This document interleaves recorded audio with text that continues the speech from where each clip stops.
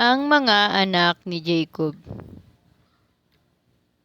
Alam ni Yahweh na si Leah ay di gaanong mahal ni Jacob, kaya niloob niyang magkaanak na ito samantalang si Raquel ay baog. Lalaki ang unang anak ni Leah. Ang sabi niya, nakita ni Yahweh ang aking suliranin ngayon, tiyak na mamahalin ako ng aking asawa, kaya Ruben ang ipinangalan niya rito. Nagdalang tao siya muli at lalaki na naman ang kanyang naging anak.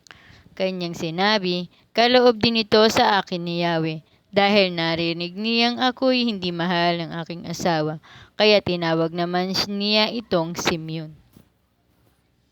Muling nagdalang tao si Leah at lalaki uli ang naging anak. Sinabi niya, lalo akong magpapalapit sa aking asawa, sapagkat 3 lalaki na ang aming anak, at tinawag niya itong Levi. Nagdalang tao siya muli at lalaki pa rin ang kanyang sinabi, ngayon pupurihin ko sa Yahweh, kaya tinawag niya itong Judah. Pagkatapos noy ay hindi na siya nagkaanak.